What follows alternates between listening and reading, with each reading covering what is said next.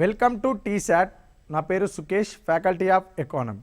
మనం Telangana socio economic outlook 2025కి సంబంధించిన అంశాల గురించి మాట్లాడుతున్నాం. ఈ తెలంగాణ సామాజిక ఆర్థిక ముఖ చిత్రంలో భాగంగా సర్వీస్ సెక్టార్లోకి సంబంధించిన అంశాలలో work force distribution with in service sub sectors usual status ప్రకారం చూస్తే వర్క్ ఫోర్స్ శ్రామిక శక్తి అనేది ఏ విధంగా ఉంది, సర్వీస్ సెక్టార్ దాని యొక్క సబ్ సెక్టార్లో ఏ విధంగా ఉంది అనేది మనం ఒకసారి చూస్తే అగ్రికల్చర్ అండ్ అలైడ్ ఇండస్ట్రీస్లో 65.3% వర్క్ ఫోర్స్ కలిగి ఉన్నది, శ్రామిక శక్తిని కలిగి ఉన్నది.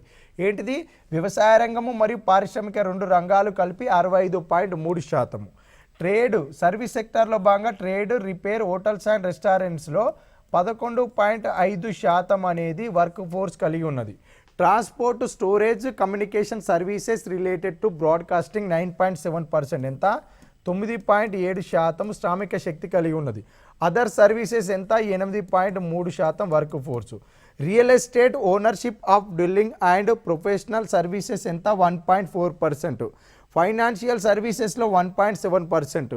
పబ్లిక్ అడ్మినిస్ట్రేషన్లో 2.09% అనేది వర్క్ ఫోర్స్ కలిగి ఉన్నది. ట్రేడ్, రిపేర్, హోటల్స్ అండ్ రెస్టారెంట్స్లో 11.5%, ఎంత సర్వీస్ సెక్టార్కి సంబంధించిన అనుబంధ రంగాలలో ట్రేడ్, రిపేర్, హోటల్స్ అండ్ రెస్టారెంట్స్లో అత్యధికంగా ఎంత 11.5% అనేది వర్క్ ఫోర్స్ కలిగి ఉంది. తర్వాత స్థానంలో transport, storage, communication and services related to broadcast అనేది 9.7% తోటి రెండవ స్థానంలో. తర్వాత నెక్స్ట్ ఏంటిది అని అంటే ఇక్కడ పబ్లిక్ అడ్మినిస్ట్రేషన్ 2.0% తోటి మూడవ స్థానంలో నిలవడం జరిగింది. ఏంటిది? వర్క్ ఫోర్స్ శ్రామిక శక్తిని కలిగి ఉన్న అనుబంధ రంగాలు దేనికి సంబంధించి? సర్వీస్ సెక్టార్కి సంబంధించి. ఈ అంశాలు కూడా మనం చూసుకోవాలి. నెక్స్ట్ అంశం ఏంటిది అని అంటే ఇన్ఫ్రాస్ట్రక్చర్లో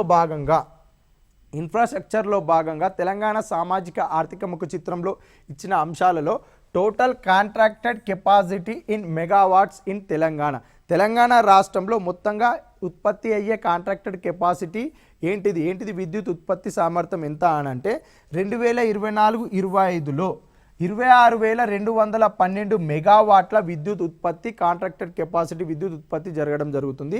ఈ 2023-24లో 19,632 మెగావాట్ల విద్యుత్ ఉత్పత్తి అయితే 2024-25లో 26,212 మెగావాట్ల విద్యుత్ ఉత్పత్తి అయింది. ఎంత? కాంట్రాక్టెడ్ కెపాసిటీ ఎంత? 26,212 మెగావాట్లు. దాని ముందు సంవత్సరంలో ఎంత? 19,632 మెగావాట్ల విద్యుత్ ఉత్పత్తి అయింది. 2024-25లో ఎంత? 26,212 మెగావాట్లు. ఇది కూడా చూసుకోవాలి. నెక్స్ట్ అంశం అదేవిధంగా sector wise contracted capacity megawatts in Telangana as of January 2025. 2025 జనవరి వరకు తెలంగాణలో సెక్టార్ వైజ్గా కాంట్రాక్టెడ్ కెపాసిటీ విద్యుత్ ఉత్పత్తి సామర్థ్యం ఏ విధంగా జరిగింది అని అంటే స్టేట్లో 49%లో 12,762 మెగావాట్లు రాష్ట్రంలో విద్యుత్ ఉత్పత్తి చేయడం జరిగింది. సెంట్రల్ చూసుకుంటే 15%, 3,862 మెగావాట్లు సెంట్రల్ కేంద్రం ఉత్పత్తి. అదేవిధంగా ప్రైవేట్ వారి ఉత్పత్తి ఎంత? 9,588 మెగావాట్లు ప్రైవేట్ రంగం నుంచి విద్యుత్ ఉత్పత్తి చేయడం జరుగుతుంది. కాంట్రాక్టెడ్ కెపాసిటీ ప్రకారం చూస్తే స్టేట్ మొదటి స్థానంలో, ప్రైవేట్ రంగం రెండో స్థానంలో, సెంట్రల్ మూడో స్థానంలో ఉంది. రాష్ట్రం యొక్క విద్యుత్ ఉత్పత్తి సామర్థ్యం ఎంత? 49% వాటాతోటి 12,762 మెగావాట్లు రాష్ట్రం యొక్క విద్యుత్ ఉత్పత్తి సామర్థ్యము. సెక్టార్ వైజ్ కాంట్రాక్టెడ్ కెపాసిటీ తెలంగాణలో చూస్తే సెక్టార్ వైజ్ ఆడితే విద్యుత్ ఉత్పత్తి సామర్థ్యం ఏ రంగంలో ఎంతెంత అంటే స్టేట్, ప్రైవేటు, సెంట్రల్, ఈ ఆర్డర్ అనేది గుర్తుపెట్టుకోవాలి. అదేవిధంగా next contracted capacity of renewable energy అంటే పునరుత్పాదక శక్తి ఎంత ఉత్పత్తి చేయడం జరుగుతుంది తెలంగాణలో అంటే 2024-25లో 8,925 మెగావాట్లు పునరుత్పాదక శక్తి అనేది ఉత్పత్తి అవ్వడం జరుగుతుంది. 2023-24లో రెన్యూవబుల్ ఎనర్జీ ఎంత? 8,000 మెగావాట్లు విద్యుత్ ఉత్పత్తి అయితే 2024-25లో రెన్యూవబుల్ ఎనర్జీ ఎన్ని మెగావాట్లకు ఉత్పత్తి అయింది? 8,925 మెగావాట్లు, అంటే పెరుగుదల నమోదైంది. 2023-24తో పోలిస్తే 2024-25లో రెన్యూవబుల్ ఎనర్జీ ఏమైంది? పెరుగుదల నమోదైంది. ఎంతకి? 8,000 మెగావాట్ల నుంచి 8,925 మెగావాట్లకు పెరుగుదల నమోదైంది. ఈ అంశం కూడా చూసుకోవాలి. అదేవిధంగా road transportation network in Telangana. మనం ఇన్ఫ్రాస్ట్రక్చర్ అనే ఒక టాపిక్లో భాగంగా ఈ అంశాలు మాట్లాడుతున్నాము. తెలంగాణ సామాజిక ఆర్థిక ముఖ చిత్రం మౌలిక వసతులు అనే ఒక టాపిక్లో భాగంగా road transportation network in Telangana రహదారులకు సంబంధించిన అంశం చూస్తే తెలంగాణ రాష్ట్రంలో పంచాయతీరాజ్ రూరల్ డెవలప్మెంట్ రోడ్స్ ఏ విధంగా ఉన్నాయి, నేషనల్ హైవేస్ ఏ విధంగా ఉన్నాయి, జిహెచ్ఎంసి రోడ్స్ ఏ విధంగా ఉన్నాయి, రోడ్స్ అండ్ బిల్డింగ్ రోడ్స్ ఏ విధంగా ఉన్నాయి అనే అంశం ఇక్కడ మనం చూస్తే పంచాయతీరాజ్ రూరల్ డెవలప్మెంట్ రోడ్స్ ఎంత ఉన్నాయి అంటే 68,539.27 కిలోమీటర్లు 61.32% ఉన్నాయి పంచాయతీరాజ్ రోడ్స్. అదేవిధంగా నేషనల్ హైవేస్ ఎంత ఉన్నాయి అంటే 4.46% తోటి 4,983 కిలోమీటర్లు. గుర్తుపెట్టుకోర్రి, పంచాయతీరాజ్ రోడ్స్ 68,539 కిలోమీటర్లు గుర్తుపెట్టుకోవాల్సిందే. నేషనల్ హైవేస్ కూడా 4,983 కిలోమీటర్లు కూడా గుర్తుపెట్టుకోవాలి. అదేవిధంగా జిహెచ్ఎంసి రోడ్స్ ఎన్ని కిలోమీటర్లు, ఎందుకంటే ప్రతి సంవత్సరం ఈ కిలోమీటర్ల డాటా చేంజ్ అవుతూ ఉంటుంది కాబట్టి కంపల్సరీ వీటిపైన ప్రశ్నలు వస్తాయి. జిహెచ్ఎంసి రోడ్స్ ఎంత 8.06% తోటి 9,013.01 కిలోమీటర్లు జిహెచ్ఎంసి రోడ్స్ కలిగి ఉంటే రోడ్స్ అండ్ బిల్డింగ్ రోడ్స్ ఎంత ఉన్నాయి ఇక్కడ 29,240.28 కిలోమీటర్లు 26.16%. అంటే తెలంగాణ రాష్ట్రంలో అత్యధిక రోడ్లు కలిగి ఉన్న ఏంటిది పంచాయతీ రాజ్ రూరల్ రోడ్స్ ఎంత ఉన్నాయంటే 68,539.77 కిలోమీటర్లు. ఇది మొదటి స్థానంలో. తర్వాత అత్యధిక రోడ్లు కలిగి ఉన్నది ఏంటిది రోడ్స్ అండ్ బిల్డింగ్ రోడ్స్ ఏంటి 29,240.28 కిలోమీటర్లు 26.16% తోటి రెండో స్థానంలో. అదేవిధంగా జిహెచ్ఎంసి రోడ్స్ ఎంత 9,013.01 కిలోమీటర్లతోటి మూడో స్థానంలో. నేషనల్ హైవేలు 4,983 కిలోమీటర్లతోటి నాలుగో స్థానంలో నిలవడం జరిగింది. ఈ అంశం చూసుకోవాలి. ఈ ఆర్డర్ అడుగుతాడు ఏంటిది అత్యధిక రోడ్లు కలిగిన రహదారుల యొక్క మార్గాల వరుస క్రమాన్ని గుర్తించండి. 1 2 3 4. నేషనల్ హైవేస్ ఎన్ని కిలోమీటర్లు కలిగి ఉన్నాయి తెలంగాణ రాష్ట్రంలో 4,983 కిలోమీటర్లు. ఇది కూడా గుర్తుపెట్టుకోవాలి. నెక్స్ట్ ఏంటిది అంటే category wise length and percentage of all weather roads in Telangana. అన్ని వాతావరణాల్లో రోడ్డు సౌకర్యం కలిగి ఉండే రోడ్లు ఏంటివి చూస్తే all weather roads kilometers, share of weather roads చూస్తే పంచాయతీరాజ్ రోడ్స్ ఏ విధంగా ఉన్నాయంటే 38,045.56 కిలోమీటర్ల రోడ్డు అన్ని వాతావరణాల్లో రహదారులకు అనుకూలంగా ఉంటాయి. ఏంటిది అన్ని వాతావరణాల్లో రహదారులకు అనుకూలంగా ఉండే రోడ్లు పంచాయతీరాజ్ రోడ్లు ఎన్ని కిలోమీటర్లు 38,045.56 కిలోమీటర్లు. శాత రూపంలో 55.51%. ఆర్ఎండ్బి రోడ్స్ ఎంత 28,167.00 కిలోమీటర్లు అయితే శాత రూపంలో 96.33%. ఏంటిది ఆర్ఎండ్బి రోడ్స్లో అది కలిగి ఉన్న ఎన్ని కిలోమీటర్లు కలిగి ఉందో అన్ని కిలోమీటర్లు కలిగి ఉన్న రోడ్స్లో 28,167.00 కిలోమీటర్లు రోడ్లు ఆల్ వెదర్ అన్ని వాతావరణాల్లో అనుకూలంగా ఉన్న రోడ్లు. అవి మొత్తం ఆర్ఎండ్బి రోడ్స్లో ఈ కిలోమీటర్లు ఎంత శాతంగా 96.33%. జిహెచ్ఎంసి రోడ్స్ ఎంత 9,013.01. మొత్తం 100% ఆల్ వెదర్ రోడ్స్ ఇవి. మొత్తంగా చూస్తే 75,225.57 కిలోమీటర్లు అనేది ఆల్ వెదర్ రోడ్స్ తెలంగాణ రాష్ట్రంలో. శాత రూపంలో చూస్తే 70.44% అనేది తెలంగాణ రాష్ట్రంలో అన్ని వాతావరణాల్లో రహదారికి అనుకూలంగా ఉన్న రోడ్లు 70.44%. కిలోమీటర్ల వైజ్గా చూస్తే 75,225.57 కిలోమీటర్లు. అదేవిధంగా నెక్స్ట్ అంశం ఏంటిదంటే passenger traffic million in Rajiv Gandhi international airport April to November 2023 April నుంచి 2024 నవంబర్ వరకు చూస్తే డొమెస్టిక్ ప్యాసింజర్స్ ఎంత, ఇంటర్నేషనల్ ప్యాసింజర్స్ ఎంత, మొత్తంగా టోటల్ ఎంత, డొమెస్టిక్ స్వదేశీయులు ఎంతమంది అని అంటే ఏప్రిల్ నుంచి నవంబర్ 2023 ఏప్రిల్ నుంచి నవంబర్ 2024 చూస్తే 2023 ఏప్రిల్ నుంచి నవంబర్ వరకు 13.59 మిలియన్ ప్యాసింజర్లు స్వదేశీయులు రాజీవ్ గాంధీ ఇంటర్నేషనల్ ఎయిర్పోర్ట్కి ప్రయాణం చేయడం జరిగింది. అదేవిధంగా 15.61 మిలియన్లు రాజీవ్ గాంధీ ఇంటర్నేషనల్ ఎయిర్పోర్ట్ ద్వారా స్వదేశీయులు పర్యాటకం అంటే ప్యాసింజర్ చేయడం జరిగింది, ప్రయాణించడం జరిగింది. ఎవరు 15.61 మిలియన్లు. అంటే గత సంవత్సరంతో పోలిస్తే 2024 ఏప్రిల్ నవంబర్లో పెరుగుదల నమోదైంది. అంతర్జాతీయ ప్రయాణికులు రాజీవ్ గాంధీ ఇంటర్నేషనల్ ఎయిర్పోర్ట్ నుంచి 2.73 మిలియన్ల మంది ప్రయాణం చేస్తే 2024 ఏప్రిల్ టు నవంబర్ వరకు 3.09 మిలియన్ల మంది ప్రయాణం చేయడం జరిగింది. 2023 ఏప్రిల్ నవంబర్తో పోలిస్తే 2024 ఏప్రిల్ నవంబర్ వరకు ఇంటర్నేషనల్ అంటే అంతర్జాతీయ ప్రయాణికులు రాజీవ్ గాంధీ ఇంటర్నేషనల్ ఎయిర్పోర్ట్ నుంచి ప్రయాణించే సంఖ్య ఏమైంది? పెరుగుదల నమోదైంది. స్వదేశీయ ప్రయాణికుల సంఖ్య పెరుగుదల నమోదైంది. అంతర్జాతీయ ప్రయాణికుల సంఖ్య కూడా పెరుగుదల నమోదైంది. మొత్తంగా చూస్తే 2023లో ఏప్రిల్ నుంచి నవంబర్ వరకు ప్రయాణించింది ఎంతమంది? స్వదేశీయులు విదేశీయులు 16.32 మిలియన్ల మంది. ఎప్పుడు? 2023 ఏప్రిల్ నవంబర్లో. 2024 ఏప్రిల్ నవంబర్లో ఎంతమంది అంటే 18.69 మిలియన్ల మంది స్వదేశీయులు మరియు విదేశీయులు ప్రయాణం చేయడం జరిగింది. దేని ద్వారా? రాజీవ్ గాంధీ ఇంటర్నేషనల్ ఎయిర్పోర్ట్ ద్వారా. ఇది చూసుకోవాలి కరెక్ట్. ఇందులోకి వెళ్ళి క్వశ్చన్స్ వస్తాయి. అంతర్జాతీయ ప్రయాణికులు అడగొచ్చు, స్వదేశీ ప్రయాణికులు అడగొచ్చు. మొత్తంగా ప్రయాణికులు ఎంతమంది, ఎన్ని మిలియన్ల మంది ప్రయాణం చేసిరు రాజీవ్ గాంధీ ఇంటర్నేషనల్ ఎయిర్పోర్ట్ ద్వారా అంటే 18.69 మిలియన్ల మంది. ఇది కూడా చూసుకోవాలి. నెక్స్ట్ అంశం ఏంటిది అని అంటే వైర్లెస్ టెలిడెన్సిటీ అని అంటే వైర్లెస్ మొబైల్స్ ఉంటాయి కదా, wireless teledensity across India, general category states and India. సాధారణ రాష్ట్రాల ప్రకారం చూస్తే వైర్లెస్ టెలిడెన్సిటీ అధికంగా కలిగిన రాష్ట్రాల యొక్క వరుస క్రమాలు చూస్తే అందులో తెలంగాణ రాష్ట్రం ఎక్కడుందో చూడాలి. వైర్లెస్ టెలిడెన్సిటీ అత్యధికంగా సదుపాయం కల్పిస్తున్న రాష్ట్రం ఏంటిదంటే గోవా. ఎంత? 152.64% తోటి. అదేవిధంగా కేరళ 115.05, హర్యానా 114.08, తెలంగాణ 105.31. తెలంగాణ యొక్క వైర్లెస్ టెలిడెన్సిటీ ఎంత? 105.31. ఇది కూడా చూసుకోవాలి. Punjab 104.08, Tamil Nadu 99.28. Wireless teledensity across the Indian general category states and India.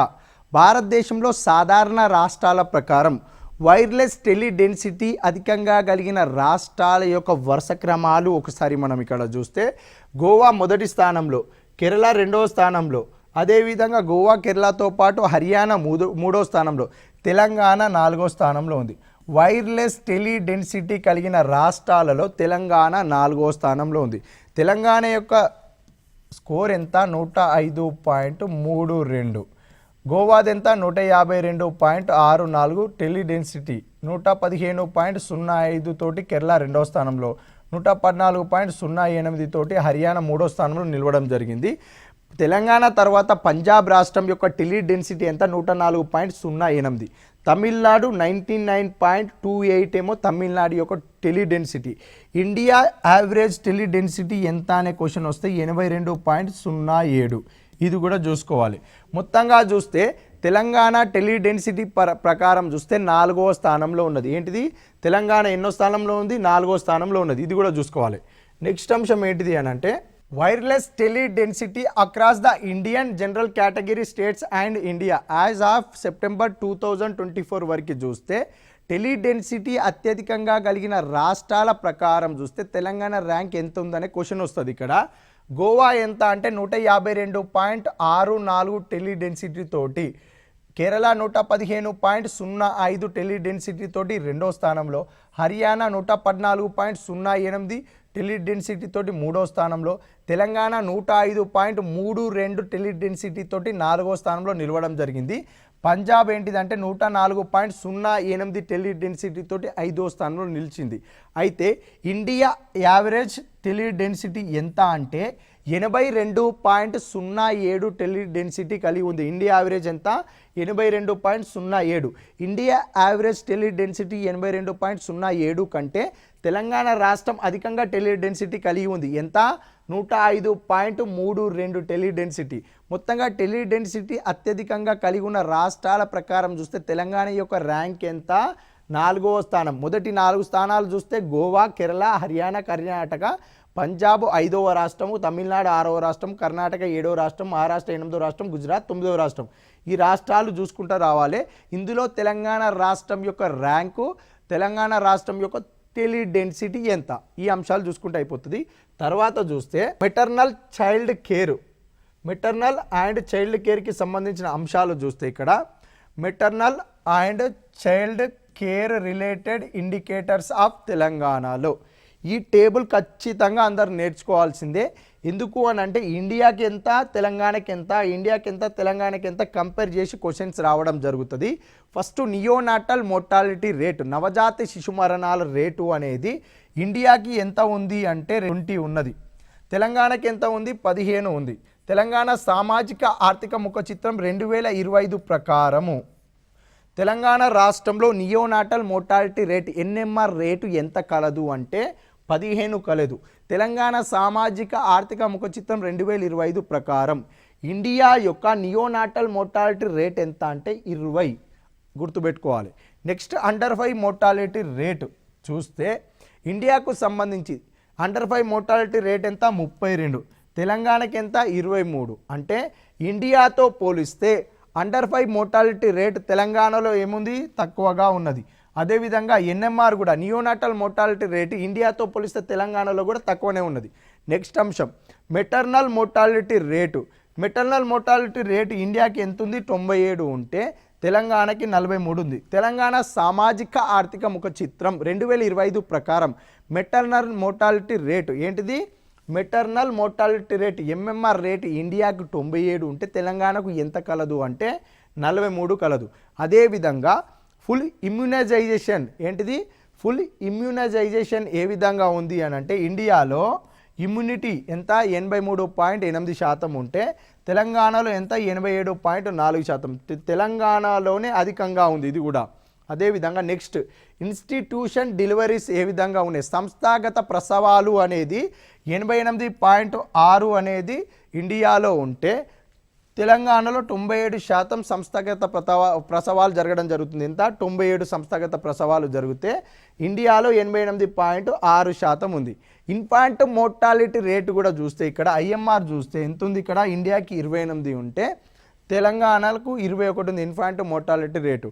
Total fertility rate సగటున ఒక స్త్రీ తన జీవిత కాలంలో ఎంతమంది పిల్లలకు జన్మనిచ్చారో తెలియజేసేదే total fertility rate. Total fertility rate ఇండియాకి ఎంత ఉంది, ఇక్కడ 2 ఉంటే తెలంగాణకి 1.5% ఉంది. టోటల్ ఫర్టిలిటీ రేట్ ప్రకారం ఇండియాతో పోలిస్తే తెలంగాణలో తక్కువగా ఉంది. ఇన్ఫాంట్ మోర్టాలిటీ రేట్తో పోలిస్తే ఇండియా కంటే తెలంగాణలో తక్కువగా ఉన్నది.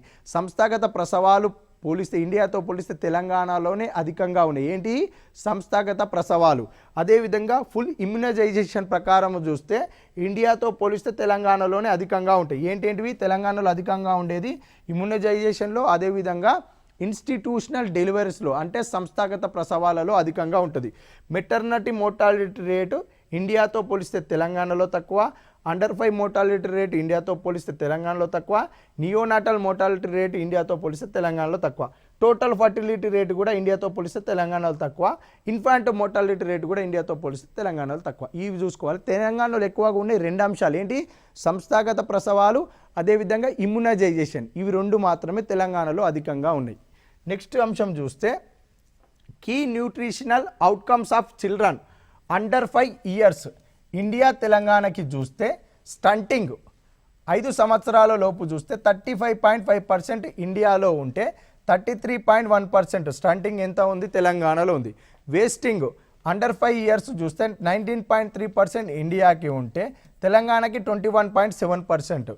అదే 21.7% అండర్ వెయిట్ 5 సంవత్సరాల లోపు అండర్ వెయిట్ చూస్తే 32.1% ఇండియాకి ఉంటే 31.8% తెలంగాణ.